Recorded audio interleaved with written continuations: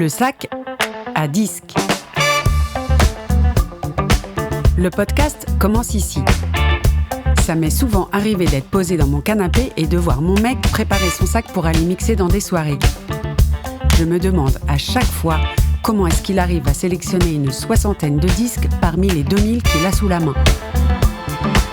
Ça m'a toujours paru fou qu'il puisse se projeter dans un autre moment que lorsqu'il choisit le disque. Quel sera son mood au moment de jouer ? Pourrait-il avoir des regrets ? Un disque qu'il n'aurait pas emporté ? Un set trop décalé du reste de la soirée ? J'ai commencé à lui poser des questions pour savoir sur quoi il pouvait s'appuyer. Il m'a parlé de l'heure à laquelle tu mixes, le lieu dans lequel tu joues, qui mixe avant toi, qui mixe après toi, est-ce que tu joues seul ou à deux ? Mais peut-être que même en ayant réfléchi à tout ça, il faudra toujours savoir s'adapter. J'ai même appris qu'en 2 heures, tu ne joueras pas plus de 20 ou 30 morceaux, c'est mathématique.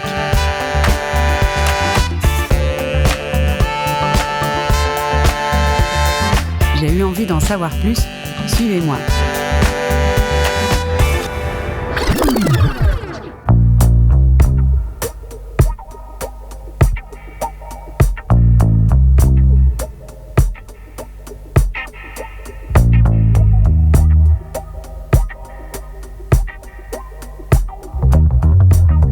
Salut Victor Kiswell, merci de faire ce podcast avec nous. Bonjour Emeraude, merci de me recevoir.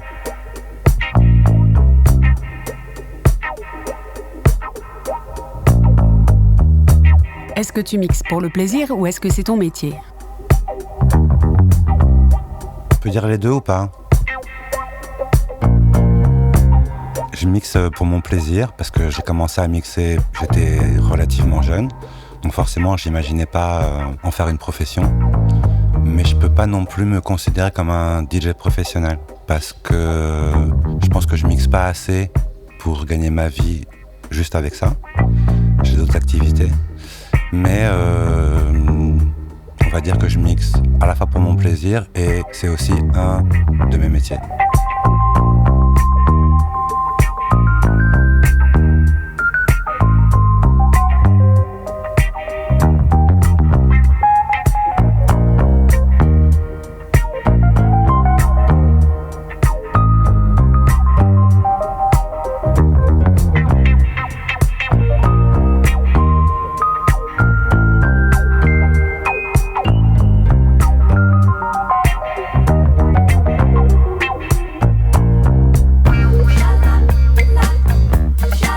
C'est quoi le point de départ ? Qu'est-ce qui t'a donné envie de passer des disques ?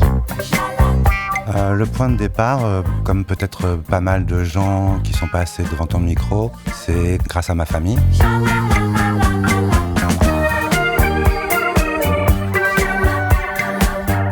Parce que j'ai eu la chance de grandir dans un environnement familial où on écoutait beaucoup de musique et beaucoup de genres de musique.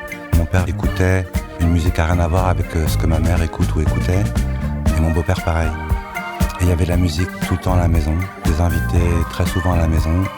Et vraiment, de la musique tout le temps, le matin, l'après-midi, le soir, la nuit. Donc j'ai eu la chance de grandir dans un environnement où il y a une musique et ils avaient beaucoup de vinyles.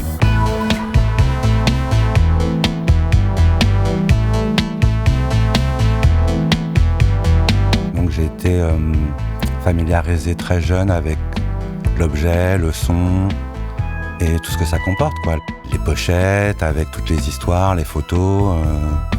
Et dès mes 3, 4, 5 ans, j'ai eu la chance d'écouter du reggae, de la musique électronique, du rap, du funk, de la soul. Ma mère, elle écoutait plutôt de la synth-pop et de la new wave. Et mon père, soit des trucs hippies à la Brigitte Fontaine et de la musique classique.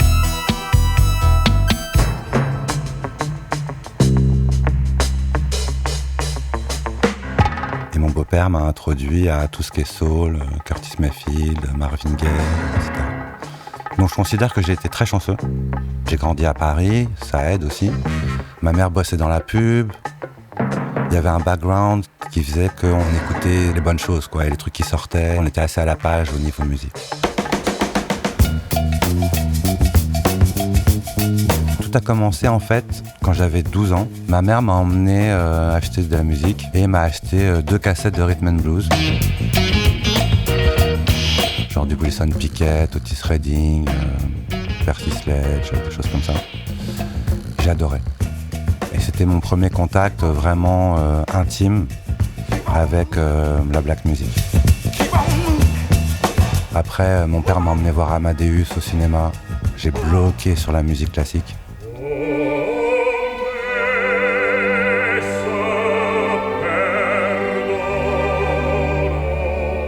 Mozart, ça m'a mis vraiment... C'est toujours mon dieu. Hein.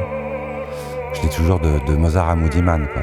J'ai écouté de la musique classique pendant 2 ans de manière un peu trop ayatollesque, on va dire, en rejetant toutes les autres musiques. Et ma mère, qui a voulu m'ouvrir un peu, c'est elle qui m'a fait écouter du rhythm and blues. Donc j'ai adoré la musique noire et je me suis mis à en écouter beaucoup.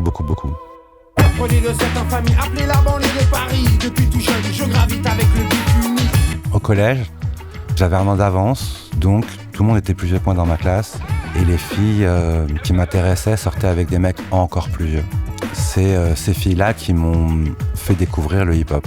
Et si cela est comme ça, c'est que depuis trop longtemps, des gens tournent le dos aux problèmes cruciaux. Et si je voulais qu'elles s'intéressent à moi, il fallait que je rentre dedans. Moi, j'écoutais de la soul et du rhythm and blues et je me suis mis à écouter beaucoup de hip-hop. Et un jour, mon beau-père rentre dans ma chambre, j'étais en train de danser comme un con devant le miroir en écoutant NTM. Il me dit « Ah là, faut absolument que tu écoutes Isaac Hayes, faut absolument que tu écoutes Curtis Mayfield. » Ah, le lendemain, je suis allé m'acheter ce qu'il m'avait recommandé. Donc, nouvelle claque, je suis passé du rhythm and blues à la soul et au funk, et ainsi de suite.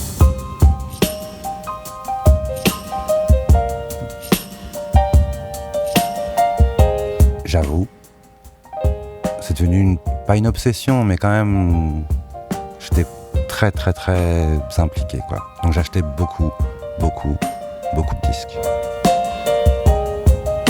J'écumais toutes les boutiques de Paris, j'allais chiner aux puces, dans les brocantes, etc.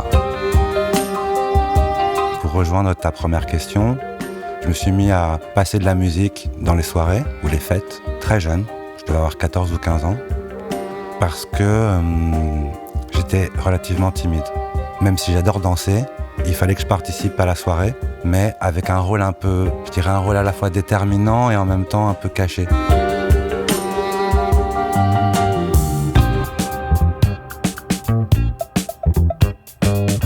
Quand j'ai commencé à passer de la musique dans les soirées pour faire danser, tout le monde n'avait pas de platine vinyle à la maison. Les CD étaient très chers, en tout cas les CD des musiques qu'on aimait bien.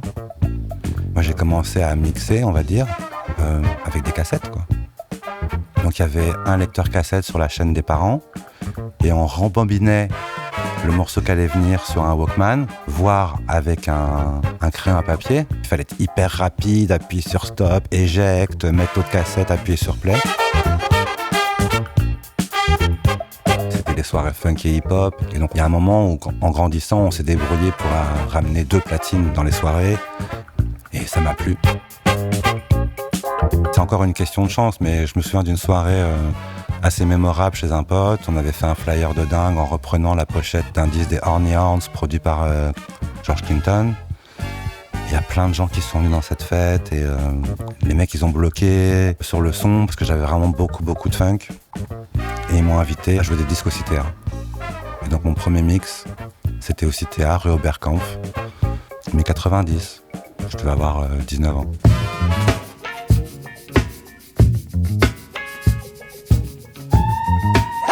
Super sale le Citéa, j'étais triste quand ça a fermé. J'avais dû y aller la première fois pour voir Tony Allen, qui vivait à Paris à l'époque, jouer, et j'ai adoré cet endroit. Et quand on m'a proposé de mixer là-bas, j'étais comme un fou, à la fois honoré et super excité.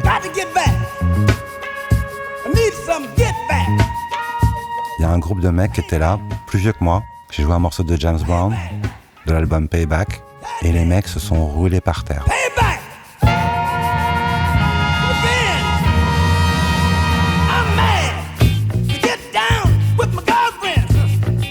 Mais roulés par terre, quoi, vraiment, littéralement. De plaisir, hein, je précise. C'était un groupe de funk qui s'appelait Métis. Et à la fin de la soirée, ils sont venus me voir et ils m'ont dit tu seras le DJ de notre tournée.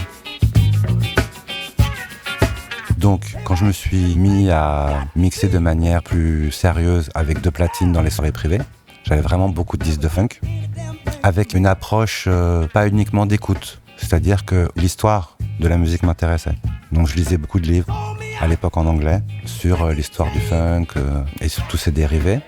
Encore une fois, j'ai eu du bol. Quand j'étais étudiant, un ami m'a dit que le mec de sa cousine ouvrait une boutique de disques et qu'il cherchait un vendeur. Moi, j'étais étudiant à Langso, je dois avoir 22 ou 23 ans, et je me suis mis à vendre des disques dans cette boutique en plus de mes études.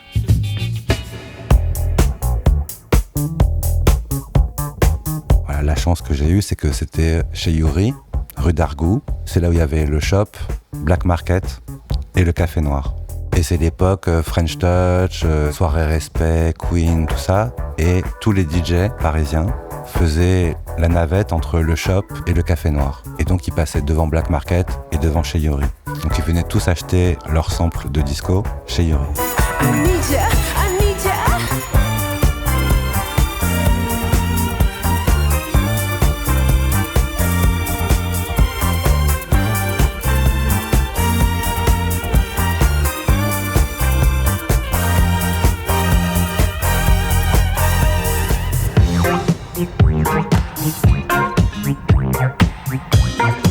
Yuri, il était un peu plus vieux que moi.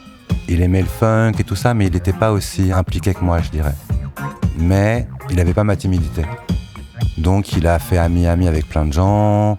Et l'idée, c'était qu'on chine des disques français, que lui, il les amène à New York, dans une boutique qui s'appelle A1, qui était à l'époque tenue par des Français, Aldo et Lord Funk. Eux, ils vendaient des samples aux rappeurs new-yorkais. Et en échange, nous, on avait du funk à gogo, des maxi disco, enfin, c'était ouf.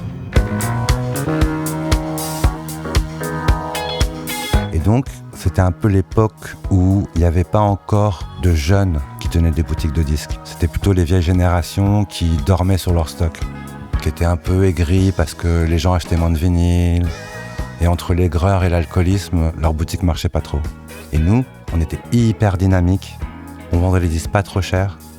Et il y avait des nouveaux arrivages tout le temps. Et vraiment des trucs super. Donc on a vu défiler tous les gros DJ de French Touch de l'époque.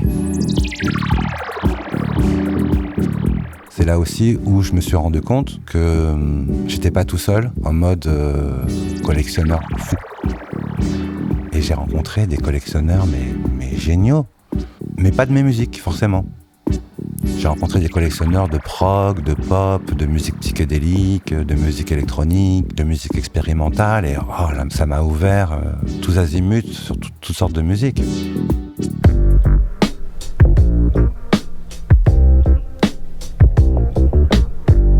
Une autre grande chance que j'ai eue, en bossant à la boutique de disques chez Yuri quand j'étais étudiant, je vois débarquer 2 énergumènes qui me disent « On cherche quelqu'un pour nous faire des compiles de funk ».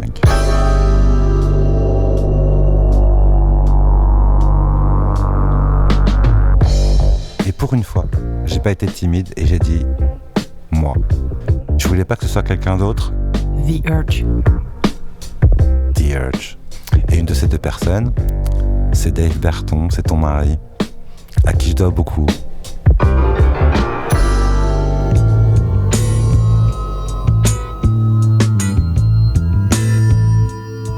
J'ai notamment rencontré un duo collectionneur de jazz européen et de rock progressif qui avait monté l'un des premiers blogs de musique au tout début d'Internet. Et ces gars-là ont été contactés par un dealer de disques japonais. C'était vraiment l'époque où les Japonais venaient en France pour acheter beaucoup de disques et les revendre au Japon très très cher. Et ce mec-là les contacte et leur dit « Vendez-moi vos disques ». Le mec m'invite, parce qu'on est devenus amis, et je me suis retrouvé dans un petit appartement avec ce dealer japonais qui s'est mis au milieu de la pièce, et on était 4, et on faisait comme les 4 points cardinaux, et on était en tailleur, et lui, au fur et à mesure, il se tournait vers chacun de nous pour voir ce qu'on avait à lui proposer comme disque.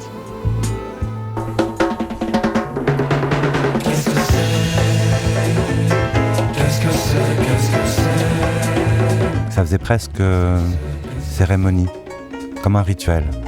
Et je me suis rendu compte que c'était, en tout cas à l'époque, très facile de vendre un disque que je trouvais à 5 balles et de le vendre 200.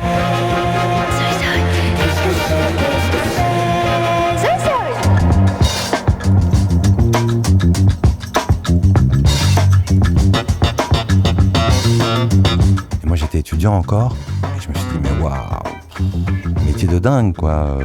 Facile pour moi en tout cas, vu que je chinais beaucoup. Et puis ça faisait 7 ans que je faisais des études et je ne savais pas forcément où ça allait me mener. Et je savais aussi que si je faisais un métier en rapport avec mes études, vu la passion que j'avais pour la musique, elle prendrait le dessus et que je ne serais pas aussi assidu pour mon travail. Et donc le choix a été vite fait quand j'ai arrêté mes études. J'ai monté ma propre boutique de disques en appartement.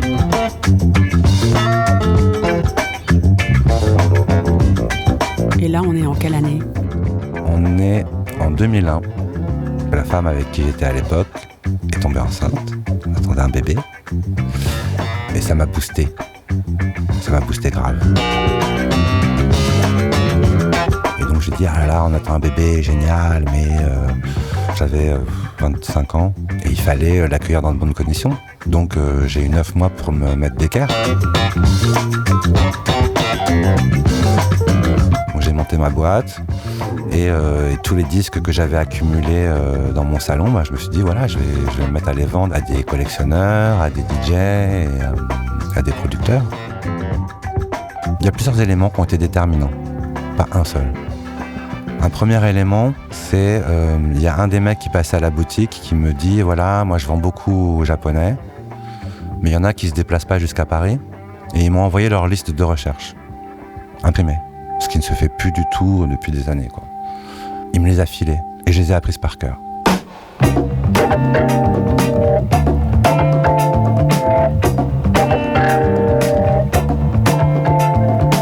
Non seulement je les ai apprises par cœur, mais surtout j'ai découvert un monde complètement fou. Parce qu'il faut savoir que les Japonais sont en avance sur tous les genres musicaux. Ils avaient ratiboisé déjà tout le funk, la soul, le jazz. Ils s'étaient mis au jazz européen et à la bossa nova européenne.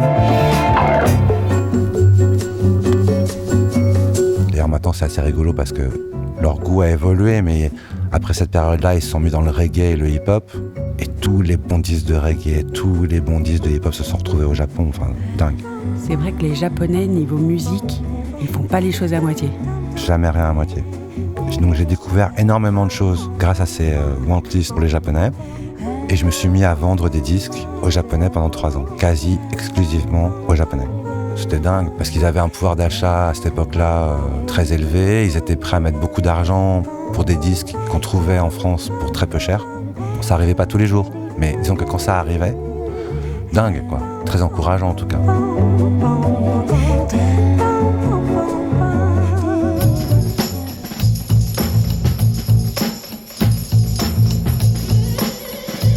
Et je me suis pas endormi sur mes lauriers, je cherche toujours à découvrir de plus en plus profondément des artistes ou des producteurs complètement obscurs et oubliés.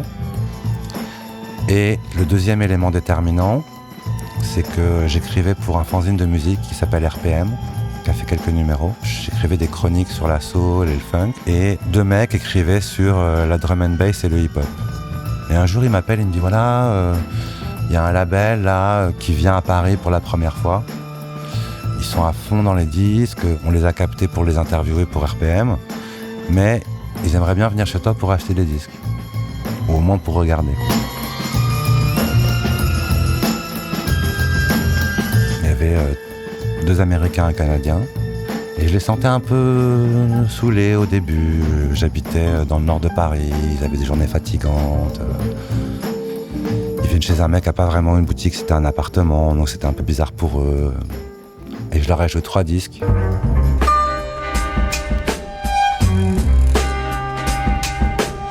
Les Lèvres rouges de François de Roubaix.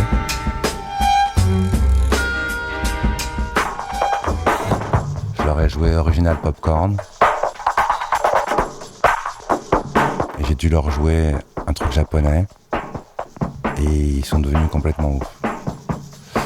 Et les 3 gars, c'était Egon, manager de Stones Throw à l'époque. Peanut Butter Wolf, le boss de Stones Throw, et Buck 65, un producteur canadien. Et à la fin du rendez-vous, Egon me dit « Je manage Madlib.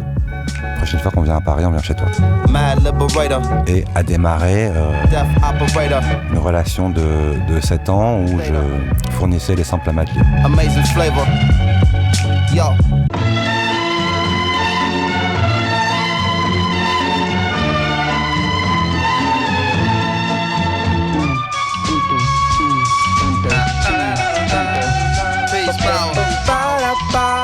Fantastic, original, and always on time. And rockin' your mind.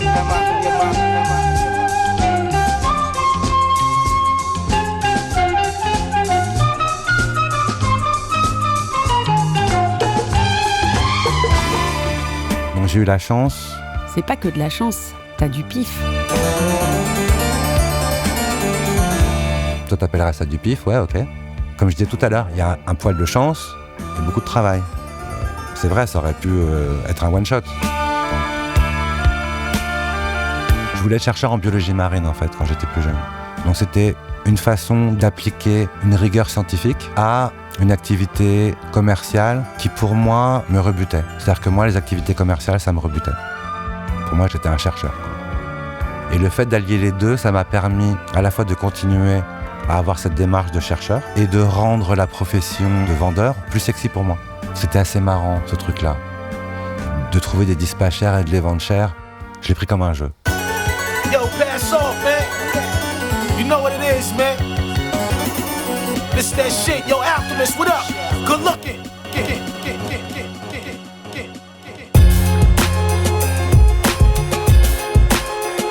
Ça a commencé à intéresser les journalistes. J'étais le petit Français qui vendait des samples à un gros mec du hip-hop. Donc j'ai commencé à avoir des articles sur mon travail. Ça m'a créé une forme de crédibilité et de renommée. Même si j'avais choisi, parce que j'adore la difficulté, de ne pas avoir une boutique avec pignon sur rue, parce que j'aime pas être esclave d'horaire. Puis si je suis 8 heures dans un endroit, je suis pas en train de parcourir le pays ou le monde à la recherche de disques. Cet éclairage sur mon travail m'a amené des clients et j'ai la chance d'exercer toujours la même activité aujourd'hui. Donc ça fait quand même presque 25 ans que je vends des disques depuis mon appartement. J'ai aussi la chance de rencontrer des gens qui m'ont créé un site internet, l'un des premiers sites de vente de disques sur internet. Je me suis aussi servi à chaque bond en avant technologique. J'ai aussi utilisé les nouvelles technologies, que ce soit des sites de vente comme eBay, pas trop Discogs parce que voilà. Maintenant, je peux vendre des disques sur Instagram, quoi. Ça paraît dingue, mais voilà. Et même si depuis le Covid, je mixe moins qu'avant. Bon, après, il faut dire aussi que j'ai plus 25 ans et qu'il y a des nouvelles générations. Je mixe toujours. Et mes mix m'amènent 9 fois sur 10 à partir en voyage.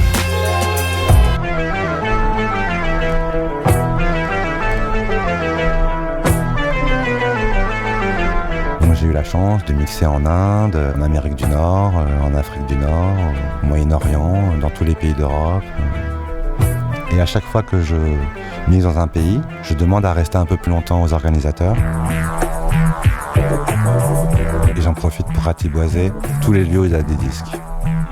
À chaque fois, je les ramène à la maison, puis c'est l'orgie après. Voilà.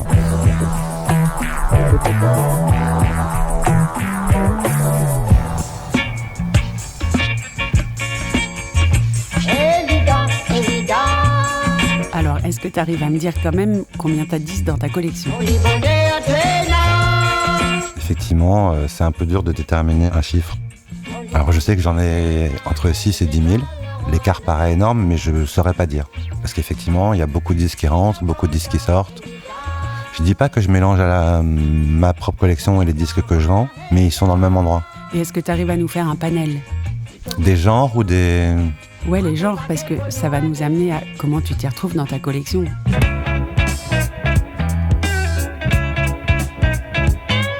Alors pour ceux qui me connaissent, ils savent que je suis à la fois ordonné, on va dire carré, et un peu bordélique. Donc ça ressemble à un bordel, mais je sais exactement où ils sont. Pourquoi ? Parce que si un mec est chez moi et qu'on parle d'un truc et que j'ai envie de lui faire écouter un disque auquel je pense, il faut que je puisse l'atteindre en moins de 20 secondes. Mais 20 secondes encore c'est long, ça va très très très vite. Et ça me rappelle un peu une anecdote sur Dr. Dre, dont le père faisait des parties de cartes et il avait le droit de rester tard que si c'était le pourvoyeur en musique de son père et de ses amis.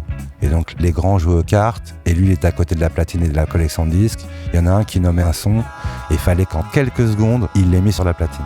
Jukebox. Exactement, jukebox humain, mais gamin. Donc j'ai un peu ce truc là.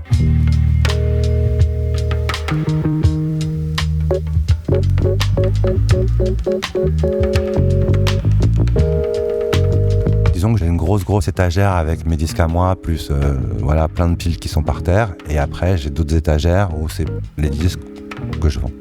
Des fois, je m'autorise des challenges parce qu'il ne faut pas s'ennuyer.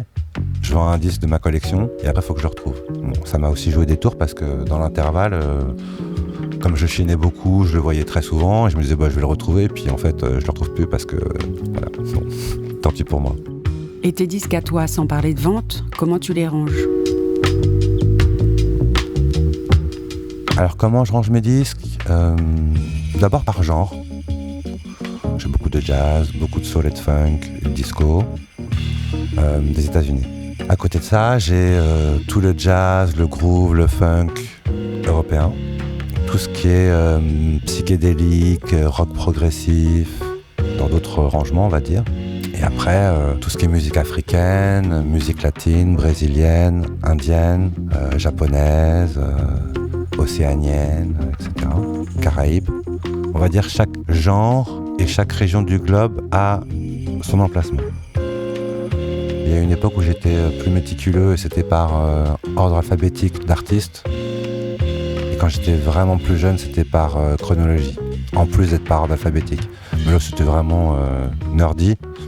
Et puis, à force d'accumuler, disons que ce classement-là a un peu explosé. Hey man, you dig this sort of music, eh? You like it? Then why don't you come and join in Lover's Paradise?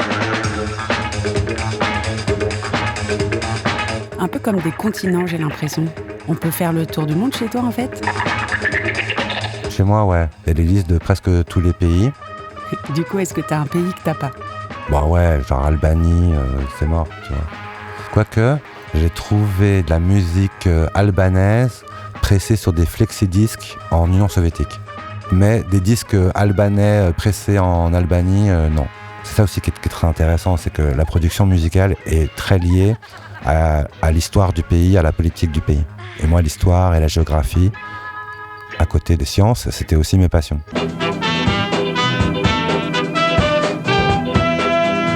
À propos de Tour du Monde et de MapMonde, ça me permet de rebondir sur Radio avec 5 O au bout. Est-ce que tu peux nous en parler ? Le concept de radio, il a émergé dans la tête de Benjamin Moreau, qui est un artiste plasticien.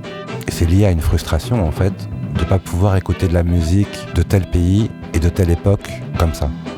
Et lui, il a voulu créer un outil qui pourrait faciliter les utilisateurs pour qu'ils soient projetés dans un pays choisi par eux et à la décennie de leur choix. Moi, j'ai adoré le concept, puisque ça réunissait 3 de mes passions, la musique, l'histoire et la géographie. L'idée, c'était de permettre aux auditeurs d'être projetés. Si par exemple, tu veux écouter de la musique éthiopienne des années 70, en 2 clics, t'écoutes ce qu'on peut appeler une playlist aujourd'hui. Dingue. Et l'instant d'après, tu peux aller écouter de la musique argentine des années 30.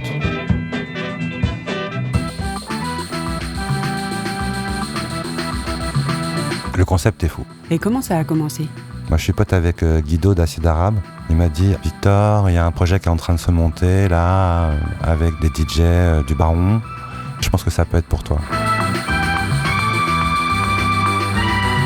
Encore une fois, la chance.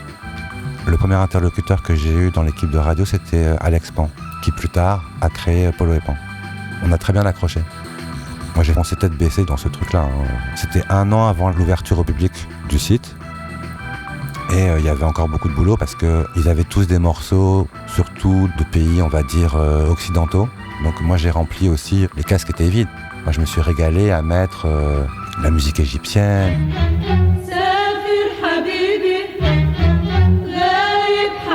La musique turque.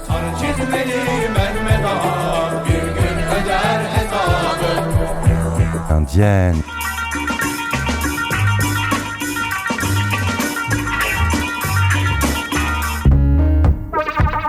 Ghanéenne. Afrique du Sud.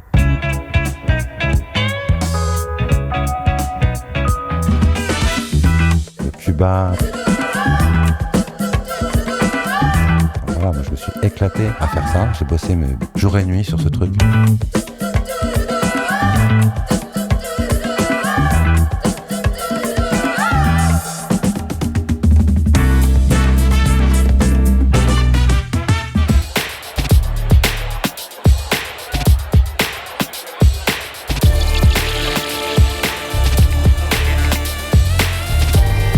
Et t'es plutôt vinyle ou numérique? C'est quoi la différence? Fatalement, j'ai commencé à mixer dans les soirées privées, puis dans les clubs, en vinyle. Quand les fichiers audio sont apparus et que les DJ ont commencé à mixer en audio, c'était principalement des musiques électroniques. Et moi, j'étais pas trop dans les musiques électroniques, donc ça m'allait de continuer à mixer des musiques sensuelles de manière sensuelle. J'ai besoin de toucher le disque, sortir un disque de sa pochette, le poser sur la platine, mettre le bras. Et aussi, comme j'étais vendeur de vinyle, l'activité de DJ faisait la promotion de ma boutique. Disons que toutes les activités s'interpénètrent. Et un jour, je suis devenu résident dans un club à Paris, le Pop-Up du label. Et les mecs me disent, on n'a pas de platine vinyle.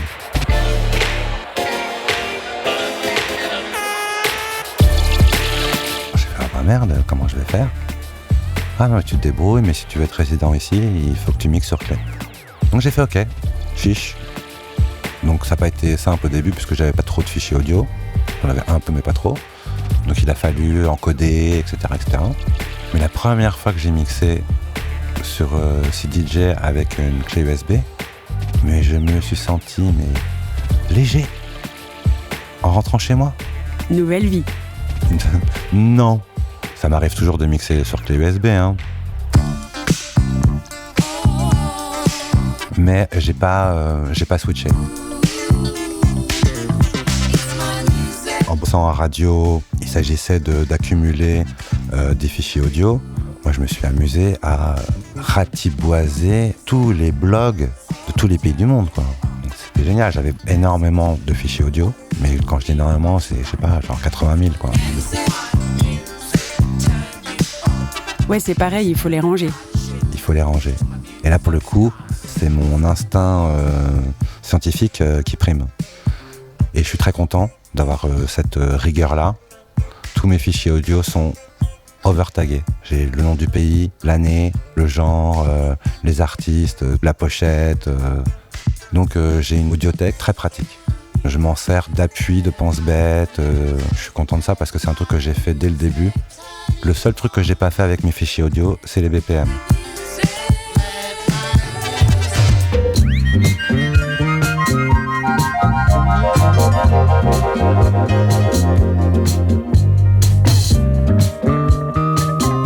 Et est-ce que tu as une méthode pour préparer ton sac? Premier truc, le pays et la ville où je joue, c'est très important. Bien évidemment, il y a de l'époque aussi, quoi, parce que je vais pas mixer aujourd'hui ce que je mixais il y a 15 ans, quoique. Mais en tout cas, j'essaie de proposer toujours quelque chose de nouveau. Donc, partout où je vais mixer, je sais ce que j'ai mixé. J'ai dans mes archives tous mes mix, mais pas enregistrés, hein. Quel morceau j'ai joué, dans quel ordre et où. En avance ou après? Les deux. Mais ça me sert surtout pour après, parce que comme ça, je sais ce que j'ai joué dans telle ville. Et si par exemple, je joue à Berlin dans un club et que je reviens jouer à Berlin quelques mois plus tard, eh ben, j'ai pas envie de jouer les mêmes morceaux. Et ça me sert énormément, ça aussi. Je joue plein de genres différents. Il y a plein de gens qui ont cru que j'étais un DJ de cumbia, par exemple. Et puis il y a d'autres gens qui ont cru que j'étais qu'un DJ de funk arabe. Moi, ça m'amuse, parce que c'est des périodes de ma vie.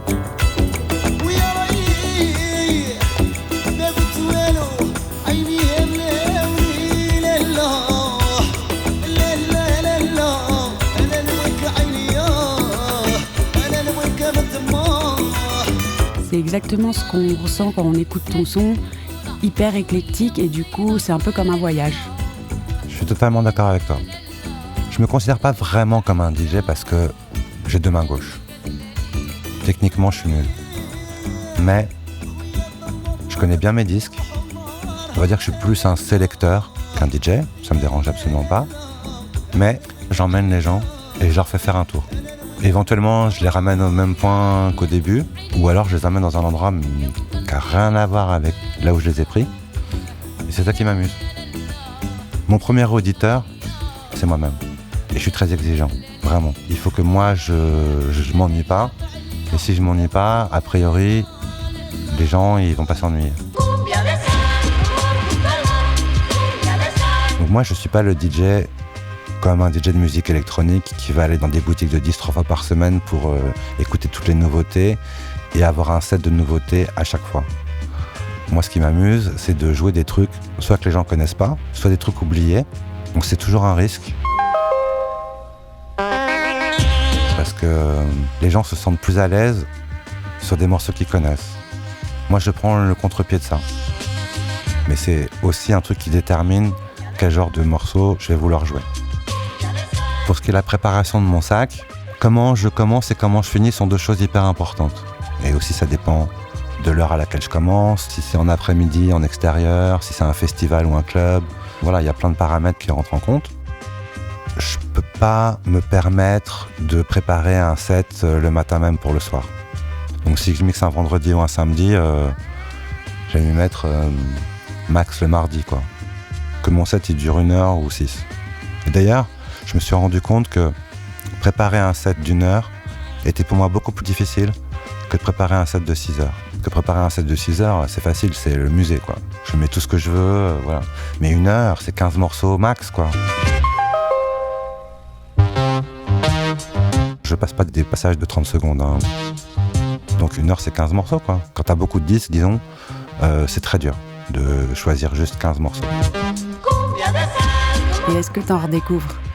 Il y a un truc qui est assez intéressant à étudier, c'est l'évolution de sa propre oreille. Parce que quand on écoute de la musique depuis longtemps, les goûts s'affinent aussi. On est plus dans l'intemporel. Et j'ai rarement pris autant de plaisir, même si j'aime beaucoup la découverte, j'ai rarement pris autant de plaisir qu'en diguant dans ma propre collection de disques.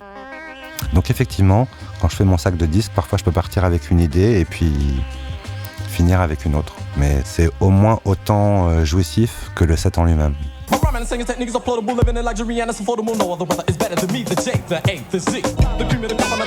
Et est-ce que tu te rappelles de ton meilleur set ? Le dernier set que j'ai fait, c'était à Barcelone, dans un lieu magnifique, qui est un lieu de concert de musique classique. Et on avait une soirée là et on jouait juste après un rappeur très connu. Moi, après la fin de son tour de chant, je mets 3 morceaux de hip-hop. Et après, je passe à autre chose. Et je vois que les gens, ils suivent pas forcément sur l'afro ou ces trucs-là. Je sens une espèce de baisse d'énergie. Mais j'étais à Barcelone. Et Barcelone, ça veut dire beaucoup de Colombiens, beaucoup de Vénézuéliens, d'Argentins, de Mexicains. Ah bah j'ai joué de la salsa. Toutes les filles se sont mises à danser. Et quand je me suis mis à mixer dans des clubs, j'ai un pote anglais qui est venu me voir et qui m'a dit « Oh là là, t'as un truc qui est bien avec toi, c'est que dès ton premier disque, tu fais danser les filles. Et s'il y a 3 filles qui se mettent à danser, tous les mecs ils viennent danser. » Il se trouve que le mini-set de salsa a redonné de l'énergie aux gens.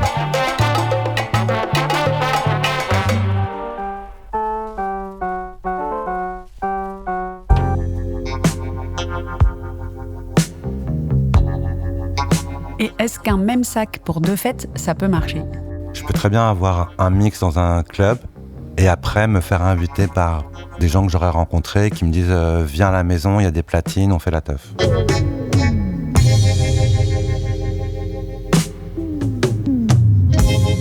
Bien évidemment, si je suis dans des conditions différentes d'un club, eh ben, j'ai pas la contrainte du club, donc je peux faire ce que je veux. Mais ça peut être marrant, par exemple, de jouer dans un club et d'avoir des réactions sur un morceau, et après d'aller dans une soirée avec une partie des mêmes personnes qui étaient dans le club, et de rejouer certains des mêmes morceaux, et que les gens disent « Ah, waouh, mortel, tu l'as joué tout à l'heure, c'était fou ». Enfin, voilà, donc effectivement, un même sac peut servir à 2 sets, mais en ce qui me concerne, je ne jouerai pas dans le même ordre. Et est-ce que ça t'est déjà arrivé de perdre ton sac et de jouer avec les disques de quelqu'un d'autre ? Ça m'est arrivé une fois, j'étais assez jeune, je me suis retrouvé dans une teuf et il y avait Joe de la Malka Family et il mixait les trucs, mais vraiment les trucs que je kiffe, quoi. Et à un moment, je suis allé le voir et je lui ai dit ouais, voilà, je mixe aussi, est-ce que je peux mixer ? Il m'a fait mais pas de problème, je t'en prie, quoi. Et je fais ouais, mais j'ai pas mes disques avec moi. Est-ce que je peux jouer tes disques ? Il m'a dit t'es fou, quoi.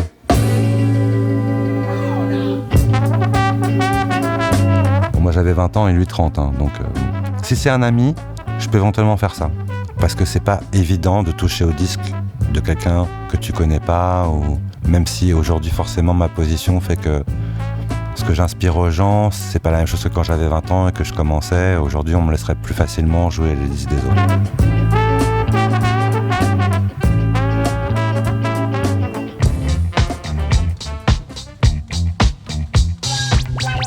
Quel est le truc le plus fou qui t'est arrivé avec ton sac à disques ? J'ai jamais eu la malchance de paumer mon sac à disques, de me le faire voler. J'ai entendu des histoires, hein, genre des mecs qui venaient et puis qui pissaient dans le sac à disques d'un autre DJ, quoi. Ça m'a effaré. Le pire qui me soit arrivé en club, c'est un très très bon ami à moi qui monte sur scène, genre pour me faire un câlin, hein, et puis il se prend le pied dans le câble qu'alimente les platines et il débranche tout, quoi. Je n'en ai pas voulu. Et il m'en reparle très souvent en me disant mais comment tu fais pour pas m'en vouloir d'avoir fait ça, quoi.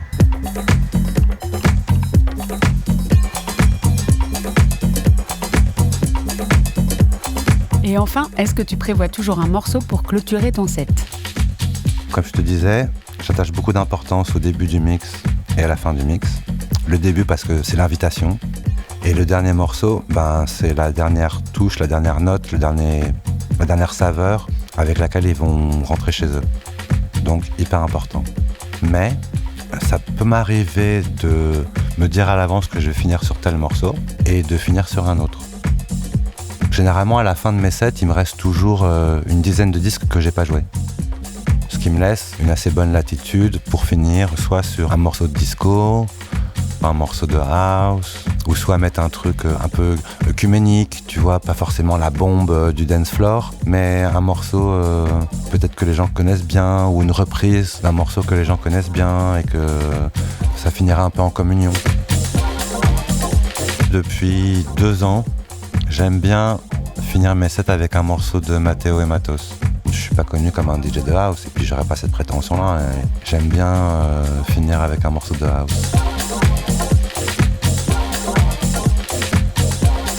Mais les gens qui me connaissent bien, ils savent pourquoi j'aime tel et tel morceau de house. Parce qu'il y a des éléments qui me caractérisent ou qui me sont propres, qui sont inclus dans le morceau.